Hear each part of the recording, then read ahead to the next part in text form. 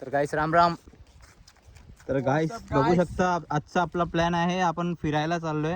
तर गाईस बघू शकता फायनली आपण आता चाललोय त्या डोंगराच्या साईडला. तर गाईस बघू शकता की कसं बांध ओलांडून जायला लागतं आणि आता आपण पण तसंच जातोय सेम. तर गाईस बघू शकता हीच ती वस्तू आहे जी आम्ही तुम्हाला दाखवायसाठी आलेलो. तर गाईस हे तुम्ही बघू शकता की न्यूजमध्ये पण आलेलं, कातळ शिल्प याला बोलतात. पूर्वजांनी आखलेले आहेत हे. आणि आम्ही आता आणखी पुढे जात आहोत, दाखवतो तुम्हाला. तर गाईस तुम्ही बघू शकता इथे वल्गणीचे मासे चढतात वरती. आणि मित्रांनो बघू शकता आपण आता रस्ता भटकलोय.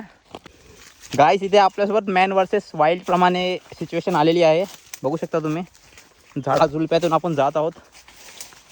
गाईस बघू शकता आपण पुन्हा एकदा रानामध्ये येऊन फसलोय. पुन्हा एकदा इथे झाड पडलेलं आहे.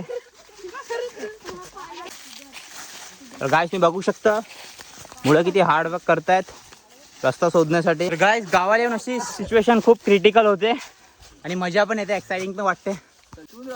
तर गाईस खूप वेळानंतर रस्ता सापडला, अशी मोकळी जागा दिसली की थोडासा जीवामध्ये जीव येतो. थोडासाठी तर असं वाटलेलं की रस्ता भटकलोय आणि कुठून निघतोय कुठून नाही. तुम्हाला रस्ता मी दाखवलं कसा होता, कसे काटे होते, कसे झुडपं होते, पूर्ण जंगल फुल आणि जाळी पण खूप होते, त्याच्यामध्ये वाकून यायचं होतं.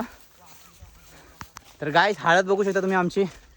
आणि पुढे मुलं तर बोलतात की भाई नेक्स्ट टायमाला आम्ही मुश्किलने आलो. तर गाईस बघू शकता रत्नागिरीचे काजू फेमस, हे असतात काजूचे झाड.